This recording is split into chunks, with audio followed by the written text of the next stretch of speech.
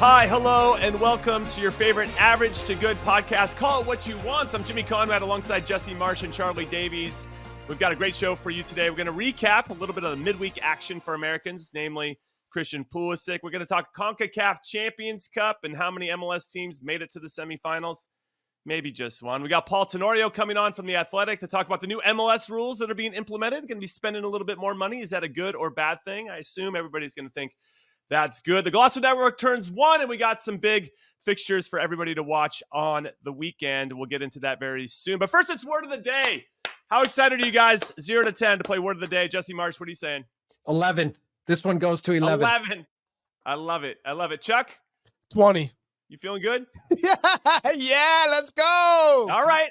Well, to beef up our vocabulary around our favorite sport, we've exhausted the word football, soccer, fuchiball, whatever. So we're going to focus on a word that's Charlie's favorite position, which is striker. Defender. Delantero, Defender. Oh, okay. Well, yeah, at times. Yeah, I think he's kind of a eating closet those guys defender up, in his so, mind. yeah. But in one corner of the world, forward is known as forvet. So Jesse and Charlie, what language is this, and where is this word spoken? I'll give you some clues. This country's national team finished 3rd at the 2002 World Cup. But there's a second clue before you jump in. Korea. The top scorer in this country's top division is called Gol Krali, which means Turkey. Goal King. Turkey. I'm going to go with Turkey. Turkey. Yeah. Jesse, I'm sorry. Chuck got it first. So Congratulations to Charlie bad. Davies. So bad.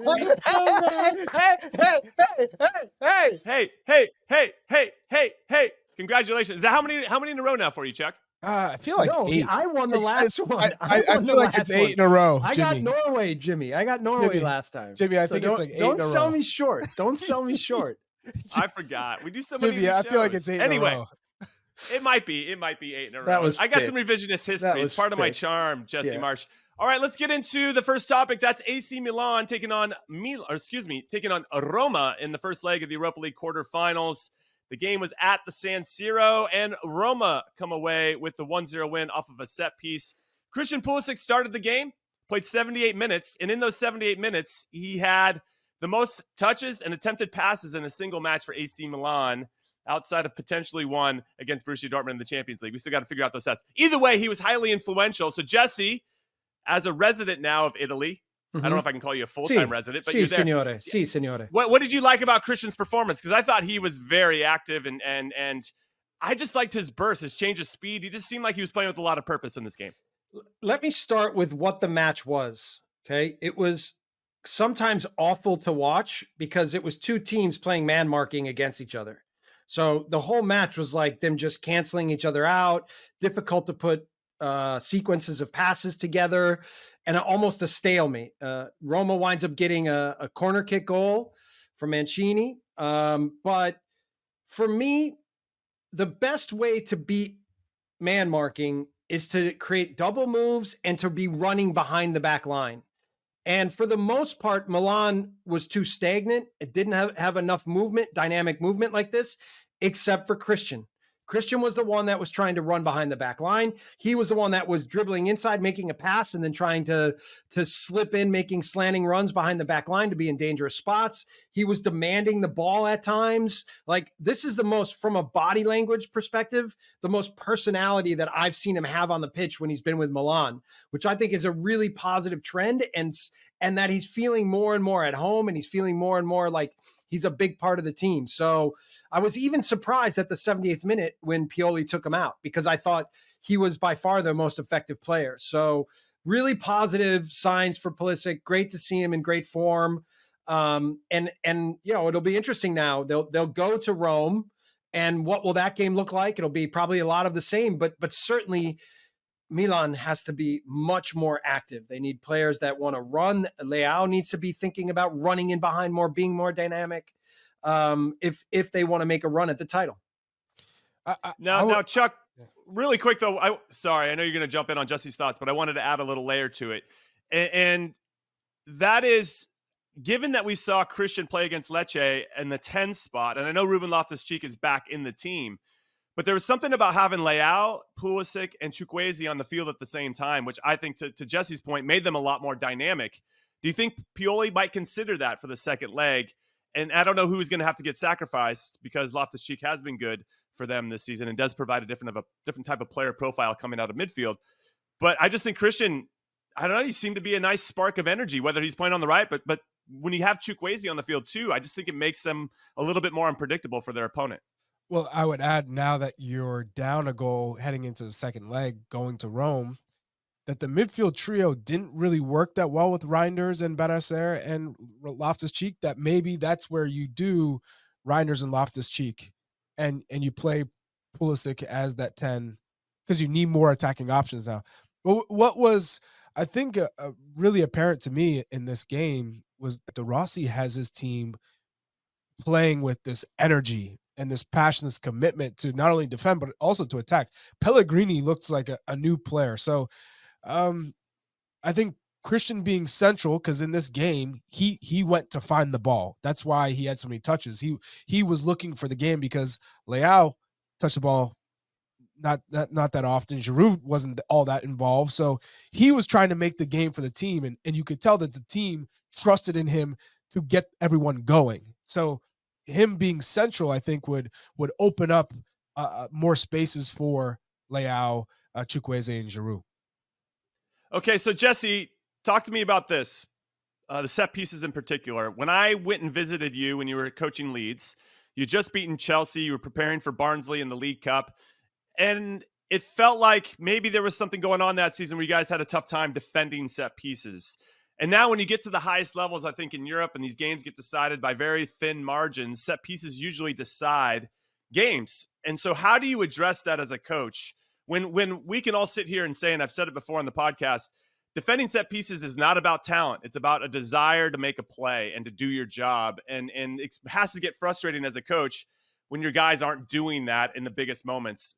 How do you, as a coach, address that, and how does Pioli address that moving forward? They, both teams man marked on set pieces, and Loftus-Cheek lost Mancini on the play, and they tried to set a little block with Lukaku on that play, but he got away from a little bit. It was a great service. I thought Milan's service on the day also wasn't good enough, so they weren't dangerous enough on their set pieces. Yeah, I mean, listen, there's instruction, there's a plan, there's instruction, there's training, and then there's demanding that the team performs at their best level and takes set pieces very seriously. And,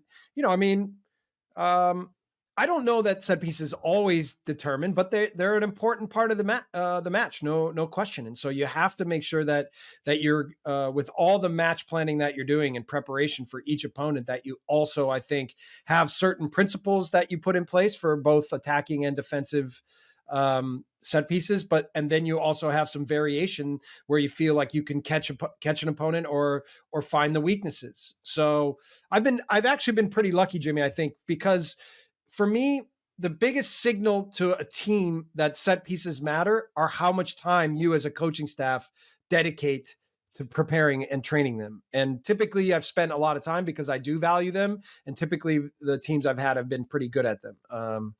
But yeah, I mean, this is always a factor.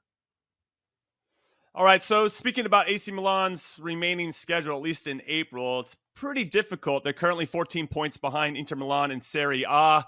And obviously, they still want to progress in the Europa League, a competition they've never won before. They take on Sassuolo away from home this weekend. They got Roma away next midweek in the Europa League second leg quarterfinals. Then they have, well, I guess they share a home with Inter Milan, but at the San Siro, the Milan derby happens in a couple weeks. And then they head to Turin to take on Juventus. So a lot of tough games in their immediate future, and I'm very curious to see how Christian Pulisic will perform.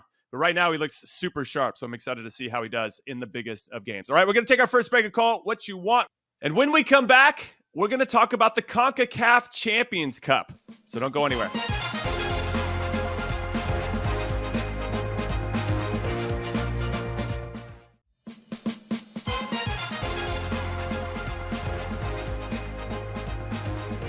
Welcome back to Call It What You Want. We talked a little Europe. Now let's talk a little CONCACAF. North America, our biggest competition for clubs. It is the CONCACAF Champions Cup. And the quarterfinal leg 2 finished. Here are some results. Can't wait to get your guys' thoughts on this. We'll start with the non-MLS matchup as Pachuca beat Herediano. Herediano? I think Look at the aggregate.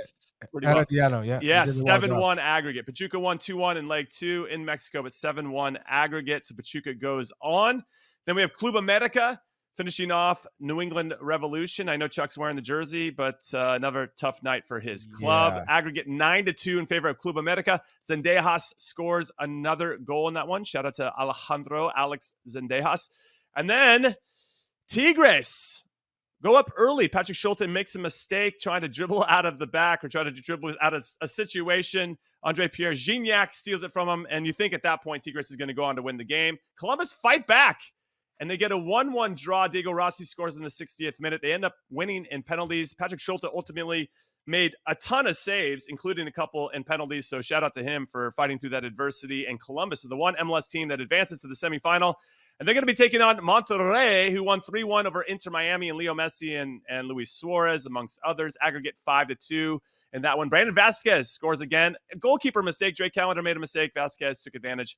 That was the first goal of the game and really set the tone for how that one was going to go. Any big surprises here for you, Chuck? I'll come to you first as a New England Revolution supporter and voice of the team. Yeah, I'm not surprised with the Revs.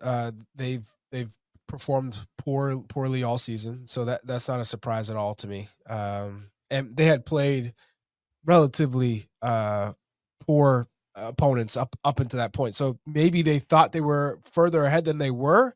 Realistically, in league play in MLS, they've been bad, and then this, I think, the performance at home where Club America beat them 4-0 was a signal of just how bad it was. Completely one-sided. And so that's not a shock to me. I think Columbus Crew taking down Tigres is massive, and the way they did it, in the fashion they did it, because they had to do it in the second game on the road in Mexico. So for me, Wilfried Nancy just has Columbus playing in a particular way. I love the fact that he said, I told Schulte, you just keep going, play the same way.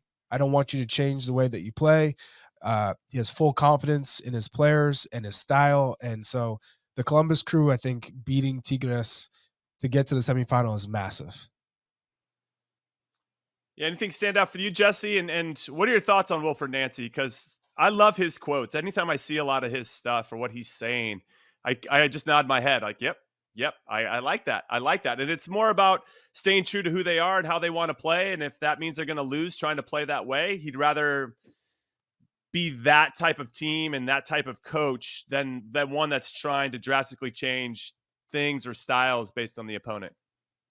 Yeah, I think I referenced once before in this podcast that Wilfried Nancy was in the academy at Montreal when I was the coach at Montreal. Yeah. And when, the different times that I would speak to him or we would have interaction in Montreal, he always asked the right kinds of questions and wanted to learn more about what we were trying to achieve and then some of the things that he would think about and what did I think about that and would that fit with what we're doing. And, so I always knew that he was a serious football guy.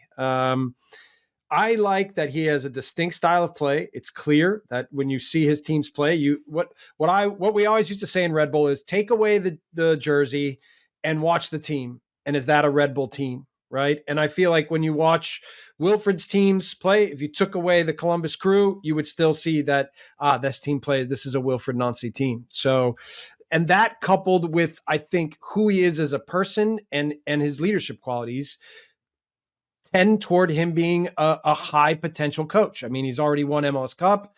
Now he's achieving in CONCACAF Cup. So yeah, I mean, he's done a great job. And then, I'd say in general, I know from competing in this tournament, the timing of the tournament is difficult for MLS teams because you're just not in your top form. So you have to be incredibly precise with how you prepare, what your match plan is, and you have to account for the fact that going down to Mexico, often playing in heat and elevation and with rowdy crowds, right? Active, hateful crowds, that you have to be incredibly focused on exactly what it's going to take for you to be successful. And if I'm not sure, but I think we were the first team to win when we beat Tijuana. I think that was in 2018 in a knockout phase. I think we were to beat a Mexico team. But then when we played Chivas in the semifinal, We made in the 2-game series, we outplayed them and made one mistake. Tyler Adams on an offensive attacking corner kick. And where I said we cannot lose any balls in the back because they will look to press us. They man mark. They will come after you. We made one mistake and Tyler lost the ball on an attacking corner kick trying to play a ball back to Luis Robles. And that goal cost us and we lost the series 1-0. But that's what the margin of error is a lot like against these teams. That same year, Toronto was behind and then ahead and played really well, got to the final and lost in, I think, extra in PK and penalties, in extra penalties, right? Maybe I'm wrong about that, but nonetheless, the games are difficult, the environments are difficult, and you have to be incredibly precise and sharp and good on the day to come out as the victor. I got a lot of questions with regard to this, and Chuck, I want you to explore it first, but we talk about how we're not in midseason form when we play in the CONCACAF Champions Cup, and Mexico is already kind of well-versed in who they are and what they're about, and they've kind of found their rhythm into a season where MLS teams are still early on in theirs or in preseason at times based on the scheduling. And then when Leagues Cup now comes around, Mexico's not really in season, and we're not even playing games in Mexico, so it definitely favors the American teams, or MLS teams, I should say. So how do we bridge that gap? Because I want to start playing where it's where we can start to exert our dominance in a way that's on equal footing. I'm not so sure, but I really value the games in Mexico because I think it puts, and even when I was playing in these competitions, you're just put under a different type of pressure than you are when you're playing in MLS or even playing Mexican teams at home. But when you go down to Mexico, it's different, Chuck. You know this, right? Even if you're playing for the national team as well, you have to block it out and you have to rely on each other and your teammates in a way that you might not feel that same type of pressure. And I just think that helps you grow as a team. And I'm so stoked that Columbus got through that and got a good result against one of the best teams in Mexico. But I don't know. I'm a little bit torn on it. I don't want to make any excuses for MLS, but when Mexican teams come and play in Leagues Cup, it's not fair to them in that competition either. And so it's 100%. I'm a little torn. Yeah. What do you say? I'm with you. There's definitely a difference when you play on the road and you're tested and you lose possession and either you're chasing for 10, 15 minutes, whatever it is, and you realize the value of possession, or like Jesse said, you're maybe playing better, but it's that one mistake that ends up costing you the match, right? And I think that's the type of pressure that allows players to grow, teams to grow, and gets Major League Soccer to be at a whole new level. I actually think that moment helped Tyler Adams in his development because he realized the gravity of everything you do on the pitch. It matters. Everything, every decision, every action, you have to be precise with everything you do. And he learned the hard way, and we learned the hard way, right, as a team. But yeah, and you can't, it's even, we've talked a little bit about, I think it was on the show with Clint Dempsey, and he said, we're the U.S. right now is playing all the games at home. We're playing Copa America at home. We're playing the World Cup at home. Obviously, these are incredible advantages that we want to have. But to really grow as a team and as a player, you need to be put over your head and you need to be challenged in ways that you've never been challenged so that you understand, again, what the gravity, what every moment is like and how it matters and how you need to adjust the way you think, the way you play, how fast you think and how fast you play. Yeah, these things are incredibly important in players and people's development. It's almost like, Jimmy, that in terms of the U.S. men's national team, from here on out, every match that they should play should be on foreign soil in a different place because you're playing at the comfort of home, right? For the World Cup, all the matches leading up to the World Cup. So put them in unfamiliar places. Make them as uncomfortable as it can be to strengthen resilience, the quality of the opponents. So then when they come in the World Cup and you're on home soil, you really notice the difference. Well, speaking of the World Cup, the Club World Cup is happening in the U.S. as well in 2025. Inter Miami, who obviously were trying to get into that competition, and I'm sure everybody else that's sponsoring that competition wants Leo Messi to be involved. They have now crashed out with their loss to Monterrey. So we have our final four. Pachuca will take on Club America. Columbus Crew will take on Monterrey. Those games, first leg of the semis, will kick off on April 30th, and they should be some good ones. All right, we're going to take our next break. When we come back, Paul Tenorio from The Athletic will be joining us, and we're going to get into some of the new MLS rules, and it should be a lot of fun.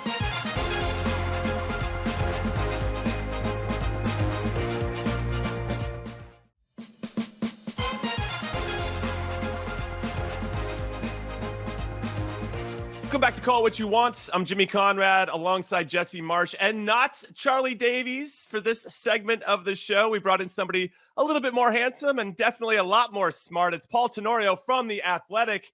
And Paul, it's great to see you. First and foremost, I saw you in LA last weekend. How are you doing? I'm good, man. You know, I got a little sun, which is always important when you live in Chicago, to escape in March and April and go somewhere that actually has some sun that's showing the sky. But yeah, it's been quite a week in MLS world this week.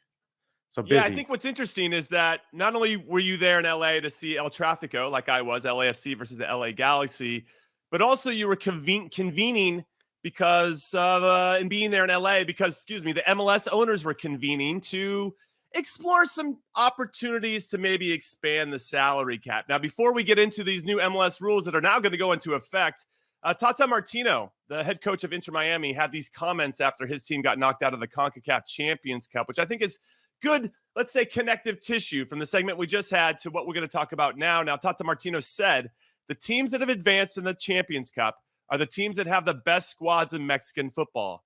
I mentioned recently that until MLS relaxes its many roster rules in order to build more robust squads where player absences, injuries, suspensions aren't as difficult to overcome, evidently Mexico will always have an advantage. I threw always in there. I don't know why I did that, but Mexico will have an advantage. So taking that, Paul, can you explain to us and all of our listeners and people that watch us and who are loyal to us, what happened at these MLS meetings and what was the summation of everything? And do you think it's good for the league?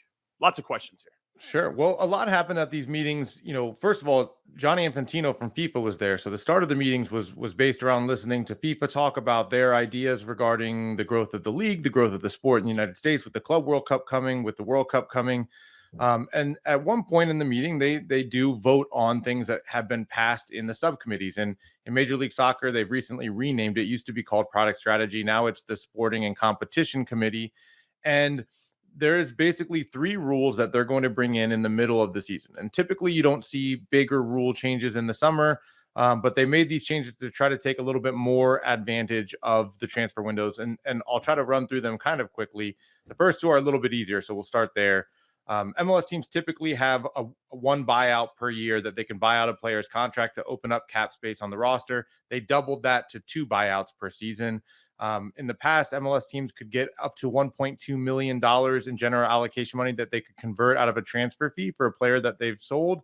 Now they can convert up to $3 million of transfer fees per year into general allocation money. So if you sell 1 player for $10 million, you can convert it to 3. If you sell 2 for $4 million, you can convert up to 3. And that basically is done to protect teams that are only selling 1 player, that, you know, they were getting less money than a team that sold 2, no matter how much revenue they were bringing in.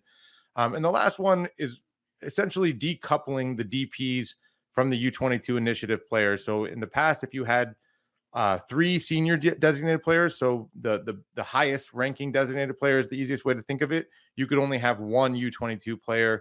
Now, no matter what, you can have 3 U22 players. And then they kind of within that created this rule that I think is the thing that's most worthy of debating, which is you have 2 different routes that you can do with that now. You can go with 3 senior DPs and 3 U22s, or you can go with 2 DPs and you get 4 U22 players and $2 million of general allocation money. And the idea there is, maybe you can spread that out more across the roster. Talking to some sporting directors, they pushed back on that a little bit, but those are the changes that would go into place in the summer, pending these conversations that the league has to have with the union this week.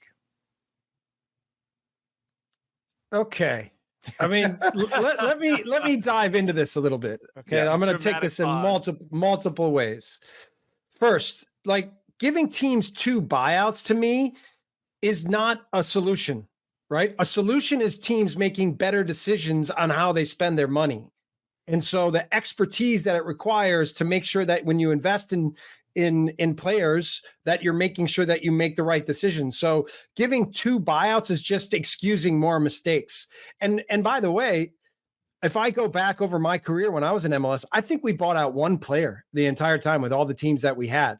So, and the importance is not just how much money you have, but the efficiency at which you spend it and the expertise you have built into your club so that you make the right kinds of decisions. you say only one player during your career got bought out, but I'm sure you could name 10 to 15 to 20 players that should have been bought out, but they didn't have the opportunity to do that. Because I ran into situations where, like, this guy, yeah, he was good in X country, but he's not fitting into what's happening here. Yeah, but so by giving, so what? So it's okay. You think it's okay to give more money and then more buyouts, which is another. Why not put instead of another buyout? Right? Why not put more resources into educating scouts, educating academy, educating infrastructure, so that we make better decisions on exactly how we're spending our money? Well, Jesse, there is no budget on that stuff. MLS teams, the unrestricted cap in MLS is front office. You can. I understand, but you should. I think an initiative is to force teams to invest in infrastructure, not ask them to spend it freely, however they want, but to force teams to. This is done across the world, by the way, by different leagues. That you have a minimum spend for scouting budgets, for all these things, so that you make sure that you're building your expertise within the league. That's a big thing in the Premier League. That's how they've really elevated so much of the expertise, right? Yeah. So there's that. There's that part. This excuses making mistakes. All right. I get it. I would always talk about, okay, we all want to coach better players. I was in a coaches meeting once where Todd Durbin presented, we have a youth player, an academy player initiative, and then we're upping TAM and GAM. And everyone in the room is going, yeah. Well, that's great because we believe in the academy and we want more players. And I was sitting next to Mike Petke at the time, and Mike Petke was with Salt Lake. And we were the two teams that were leading in homegrown minutes by far. Right. And I said, well, wait a minute. These are competing interests here. Right. What do we understand that by giving more TAM, we're actually going to be taking away from potential for young players? And so why not create more incentives? If everyone sits in here and says, oh, yeah, our identity is academy players, and they play 10% of the minutes that the New York Red Bulls and Real Salt Lake do, why not incentivize what the New York Red Bulls and Salt Lake are doing and find ways to actually put money where it's going to matter in the long run, which we all care about the development of the game. And I still think that youth development needs to be a big part of that. Okay. That's a side note. So you got me going. Okay. You got me going. Everybody. Jesse's triggered. There's another part. Part. Okay. Paul, thanks for being on Jesse's show, by the way. It's going to be Jesse. From here. No, for me, no one wants to hear Tata Martino whine about his budget and the budgets of other teams. Okay. And let me tell you right here, Miami is the number one by Transfermarkt player pool in the league at 85 million. The next closest is Atlanta at 61 and Seattle at 55. So this is hypocritical. Like, if he wants to complain about how he doesn't have the same budget as what the Mexican team does, and we can go through that because he's not far off actually from what the Mexican teams have, then he has to also, when he wins games, acknowledge the fact that, yeah, my team's better than the other teams, right? Like, you can't have your cake and eat it too, man. I'm sorry. So, but this is how football works. Everybody has their own idea and opinion of what's happening with them and how it's working. I was in the Premier League with a team with 150 million budget playing against teams with $1 billion pound budget. Sorry, 150 billion and £1 billion, or 150 million and £1 billion pound. Like, that is a freaking discrepancy. Okay. And by the way, I didn't complain once in the media. I didn't make excuses. I didn't rat out my owner or our team or any of it, because you live in realities, and your realities are on the day, whoever you're tasked with playing, can you be better? Can you be better? And no one wants to hear excuses. Yeah, I hear all of the things you're saying. I think for me, it gets summed up into one idea that I had a discussion with somebody who works in the league, and he put it best, which is like, for me, the problem isn't all of these little things that get put in or taken out or changed or tweaked. It's the system itself, because the system is designed to try to force teams to all operate within the same idea of how to build a team. Now, you can have different aspects of that idea, like Red Bull and Philly now, they're more youth driven, but within that, you still have to have most of your money spent on DPs, the next most spent on U22s, the next most spent on TAM, and then you got some breakouts for homegrown players. If you're Miami, same idea. Your most money is on your top 3 players, then the next 3, then the next. And it really allows for slight variations in game models, slight variations in building teams, but not a lot.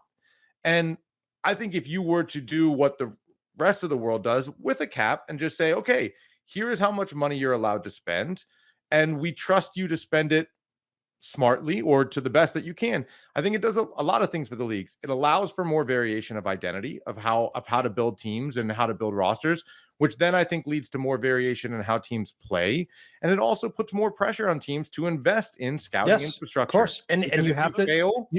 There's no one to blame but yourself, right? You have to decide what you want to prioritize by your market, by the type of team you want to build, everything. Exactly. Right? And Paul, I always say that we live in the United States is a capitalist society, and MLS and sports in general are run like communism.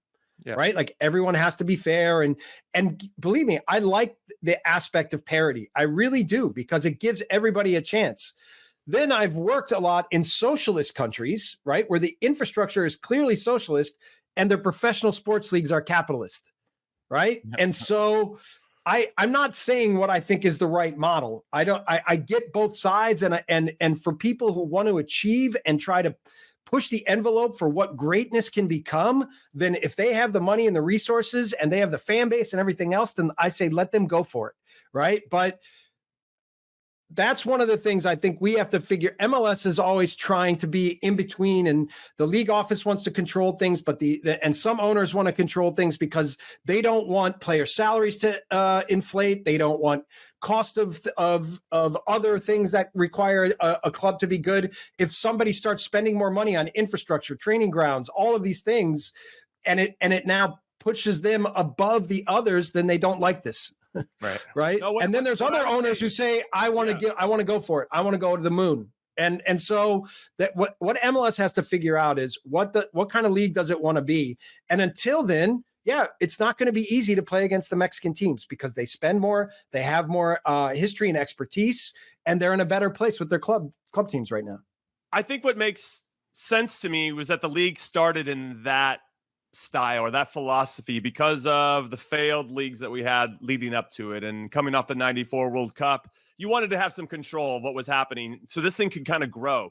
My disappointment with MLS is that they never evolved from that system. They're trying to now, but there was no exit strategy to how are we going to let go of some of this control as we grow and as we build and as we have ambition from these owners who have made a lot of money for a reason in a capitalistic mentality and society. So I think there's a lot to unpack there. And I guess that's my no exit strategy. That we still have the handcuffs off and we're still slowly doing it as opposed to just letting the handcuffs come off. So I guess the big question is there should be a minimum floor of what teams should spend? And then conversely, what would be that number, that cap? And will DPs still exist? Or you just say, hey, here's 10, you can spend up to 15 million, however you want, which I think is better because I think it does play into creating different identities. Like you said, Paul. Jesse, what do you got? Two things. Or does promotion relegation change the dynamic? No, listen, I'm probably getting a call from Don Garber after this, right? Wait. But get him on the show.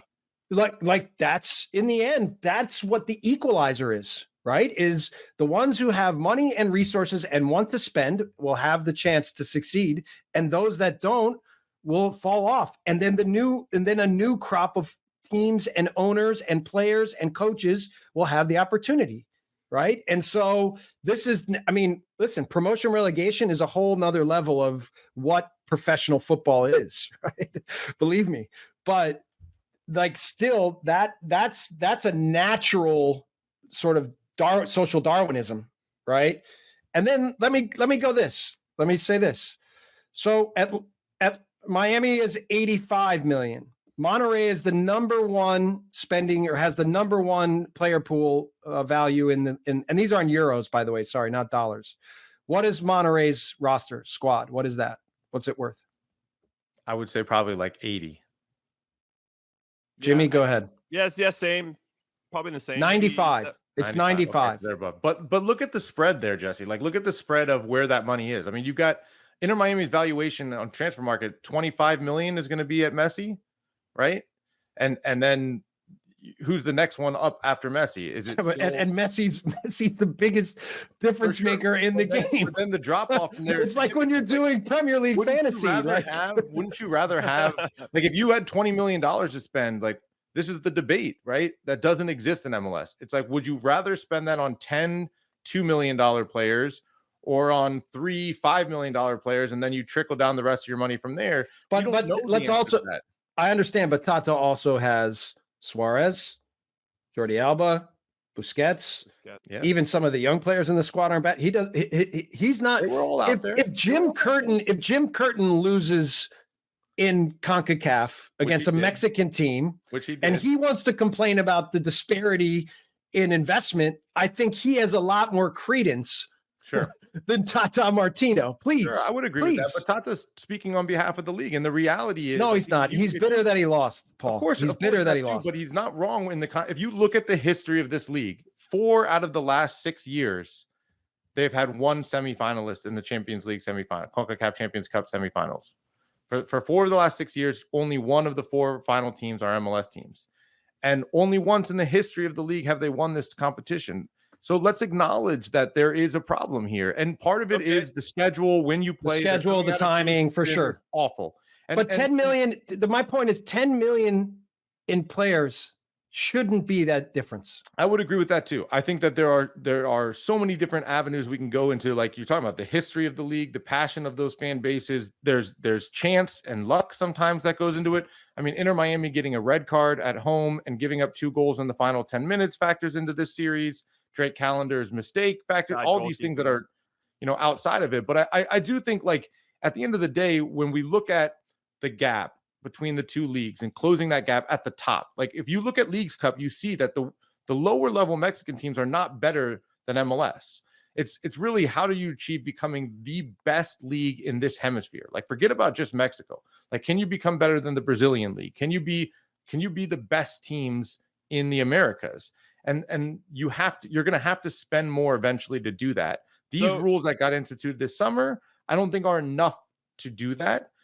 But that doesn't mean MLS can find a way to get there. The question is, how do you do it and how much do you have to spend? And I don't think you have to spend that much more than you're spending now. I think you just have to allow for that money to be spent more efficiently so that you're not so dependent on 3 or 4 players, so that when you lose Facundo Farias to an ACL injury, that the replacement is Robert Taylor, right? That you can try to start to close those gaps over the course of the roster.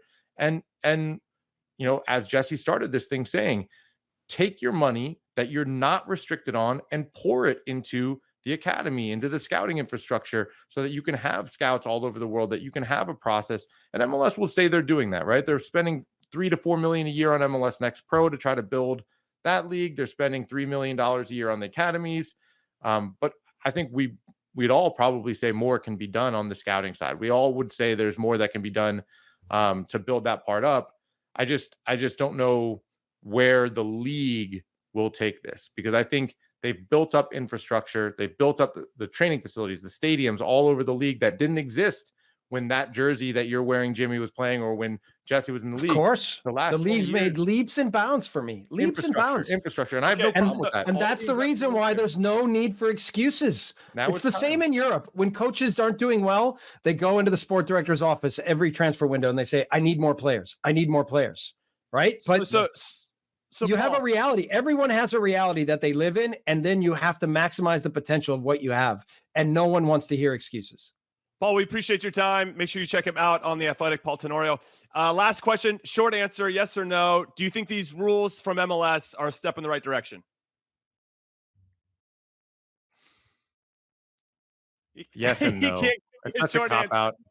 It's such a cop-out. Yes and no. Yes, anything you add money-wise in an investment is a good thing. It's a good thing. It's more to waste. But more to waste, Paul. Let's stop tweaking things. Let's look at the system itself and say, how can we make this efficient and better? And they're doing that. They say they're doing that. So maybe we see, but I still think like these little changes are not what the goal should be in this league. Paul Tenorio, thank you so much for your time. More Call It What You Want is coming up right after this.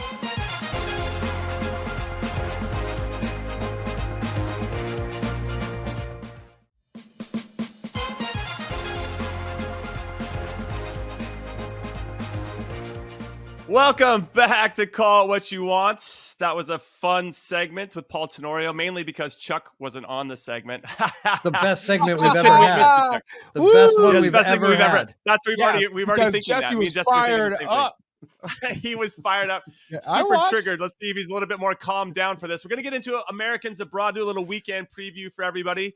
For our American audiences, there's a couple games that you can take a look at. PSV with 3 Americans taking on Vitesse, who have an American of their own, and Paxton Aronson. Torino will be taking on Juventus, Weston McKennie and Timo Way in the Turin Derby. That's on the Golazo Network at 12 p.m. Eastern. This is on Saturday. Monterrey taking on Tigres. Big derby in Mexico. That game kicks off very late, 11:10 p.m. Eastern. On Sunday, Liverpool take on Crystal Palace. Great game. That'll be a good game, though Chris Richards is out for that one. But Liverpool got to have a response after getting smacked by Atalanta in the Europa League 3-0 at home. Sassuolo will host AC Milan. We talked about it a little bit earlier with Christian Pulisic. That game kicks off at 9 a.m. Eastern on Paramount+. So a lot of good games. Chuck, I'm coming to you first, though, because we missed you in the last segment. What game stands out for you? What do you want to talk about? I want to see if Ricardo Pepi is back in the team for PSV, if he's going to play, given all the comments with his agent from himself, just to see what's the deal. Are you going to be in the team? Are you going to be, just continue to be a player who comes in off the bench for Luke de Jong and makes an impact? Is Luke de Jong going to be rested at times? At 33 years old, I could see him maybe taking time to come off the bench once or a game off. But either way, got to see him on the pitch. And then he's playing against another Aronson, Paxton Aronson in Vitesse. So should be an interesting match, given that Vitesse is in the bottom of the league. But Paxton Aronson has done really well with his loan. Yeah, that should be a good game. I'm excited to watch that one as well. Jesse, how about you? Yeah, I'm going to watch Preston North End against Norwich City. So you've watched a lot of Josh Sargent this year, and I haven't watched as much. So I want to, pay attention to that match. Also for Preston North End is Dwayne Holmes. So another American. So be able to watch both of them, but specifically I'll be focusing on Josh and see what his performance looks like.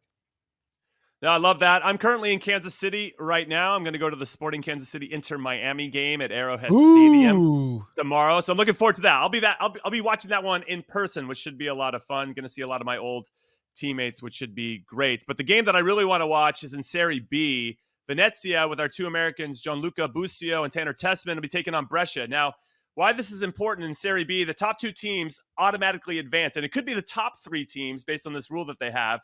If the 3rd place team has a 14-point gap over the 4th place team, which isn't going to happen, Parma's on top of 66. They're looking pretty good to get back and get promoted to Serie A. Como, though, is in second with 61 points. Cremonese has 59. Venezia has 58. So it looks like there's going to be a playoff. So if that gap is less than 14 points, it goes into a playoff. And it gets crazy. Like teams 5th through 8th play in a one-off to get into the semifinals. And there's a 2-legged semifinal. And then there's a 1-game final. It gets intense. But Venezia are on 58 points, and they need to beat Brescia, who are currently in 7th. So this is a big game for them. If they can see it out, maybe sneak into that spot and get out of the playoff, or if they can get into the playoff just with good form, I think it's going to be a big one. But it would be nice to see both of these Americans get back into Serie A, and hopefully that could impact their futures, whether it's with the national team or just to compete at the highest level in Italy. I think both of these players, Tessman and Busio, will be part of the Olympic team, or I'm hopeful that they will be.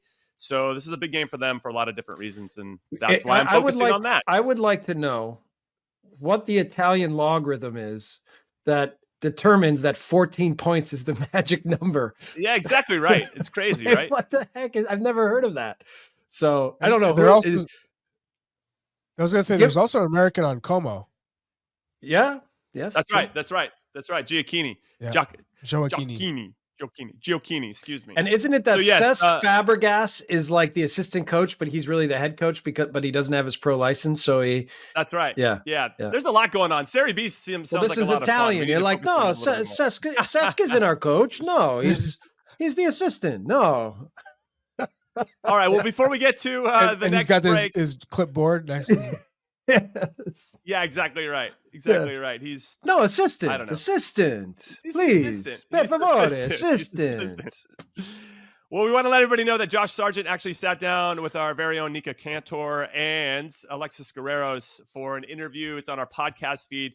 Make sure you go check that out and get a little bit more insight on Josh and his incredible form, scoring a bunch of goals for Norwich this season and how that could parlay into some good form for the U.S. as he looks to get on the Copa America roster. Also, just so everybody knows, the Golazo show is happening next week. Europa League quarterfinals, every goal, all in one show. I'll be on that show next week. I'm going in studio. Wow. I don't know if Chuck's going to be doing it with me or not, but it's on the Golazo Network. Of course I am. Gosh. Okay, great. Oh, you know what I heard is I have to wear a suit, so that just changes do. everything. Wow. I got to be super serious. Yeah, Wow. suit and tie. Suit and I tie. have to baby. bring my A game. Yeah. Yeah, it's gonna be pretty awesome. But yeah, that's next week. Make sure you tune in for that. And I'm excited to be in person with you, Chuck. Wait, Give you a nice so little hug. are we doing the podcast together then? Well, you know what? I don't know. I can't confirm or deny any rumors this time, but it would be a lot of fun to make that happen. All right, we're gonna take our last break and call it what you want. When we come back, we got a little surprise for the birthday of Golazo Network that's been around for 1 year. Don't go anywhere.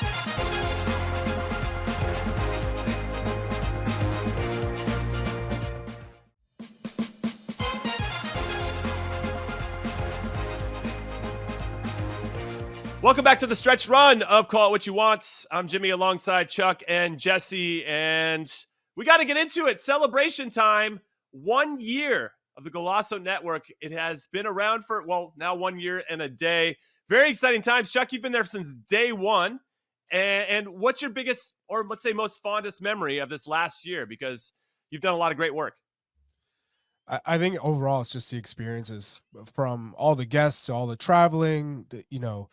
I feel like I've gotten a chance to meet everyone, all the people behind the scenes, all the hard work they put into it. I honestly take so much gratitude in being around work, being able to work with you guys, and, just doing something like this, that brings excitement to my day. I love having these type of conversations. I love being able to sit down and do things on Kicking It. Morning footy is a staple in this country now. People wake up to it like, oh, if I want to learn about what's going on in the world of football and soccer, this is the show I want to tune into. So honestly, it's been everything. There's not one specific moment that I'd say, that's why I do this. It's the whole thing. Come on, Chuck, you're being humble.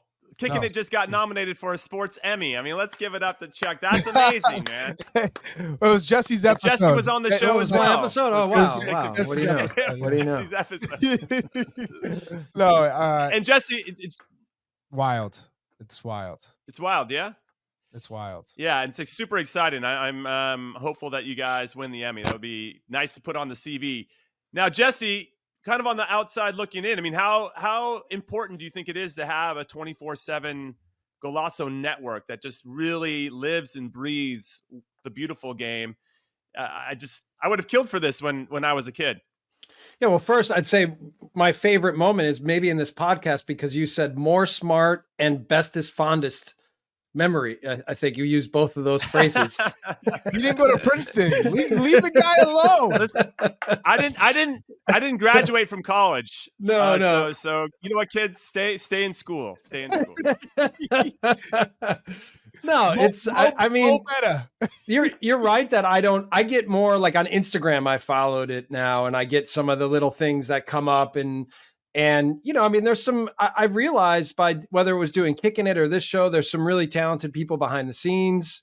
Probably more talented than the people that are on camera, quite actually. That's but true. And it's nice to have more football content, right? And I think this is a big part of the evolution in our sport. Is not just what's the quality on the pitch, but what's the level of scrutiny, attention given, energy and media and everything. The more that it upgrades, the more that it becomes more relevant. So I think that you guys have done a good job. I knew both of you as players, and watching you guys grow into the roles that you've played as media, I'm impressed with both of you. And there's a lot of people. I mean, Tony Meola for me has been a really impressive guy too, to see now behind the mic, behind the camera, or in front of the camera. Sorry. So yeah, I mean, it's exciting, and I'm happy for everybody that gets a chance, that loves the sport, to work at it full time in a different capacity than maybe what they thought they would be a part of it as their primary job or primary role. So yeah, it's cool. Building off of what you guys said, because you guys hit all the marks there. What I think is the most exciting is the foundation that's been laid in year 1 and where it's going to go in year 2 and year 3. And obviously, as we build up to the 2026 World Cup. So the future is incredibly bright. And as you mentioned, so many talented people behind the scenes that are making us look and sound a lot smarter than we probably deserve to be. But my favorite moment, my bestest, most fondest moment that I absolutely love is this little betting thing that we do on Morning Footy. And I just want to show everybody that I go on every week. I'm on Morning Footy every Friday, and me and Charlie do some betting, and it looks like I've almost doubled you, Chuck. I don't know if this means that I know more about ball than you do, like that I just know the game better, but I'm in the green and you're in the red, and that's all I gotta say about it. It looks like your Liga MX and Charlie's MLS. I just want to be able to spend. They won't let me spend. I want to bet big. I would be good if I could spend. All right. You're just not using your money wisely, Chuck. I'll tell you right now. It's not over till it's over. These parlays, I'm going to be hitting to the way. Charlie, go double or nothing every time. Just keep going. Double or nothing. Double or nothing. Double or nothing. Jesse, I have to do these 7-8 team parlays. Which is why just you taking lose. massive swings until I catch them. One of these days, it's gonna hit. It's gonna happen. One of your DPs is gonna like pan the out. worst Chuck. Gambler ever. You're like the worst. I'm going for the big bet, baby. Scared money don't make no money. Unbelievable. As Jesse would say, Mo better. I got to get Mo better at it. You got to be more average to good, Chuck. Average That's what you need to to go. All right, good. everybody. We are calling it a show. Thank you so much for everything that you do and all your support for Call It What You Want. We hope you have a great weekend. We'll see you next week. Later.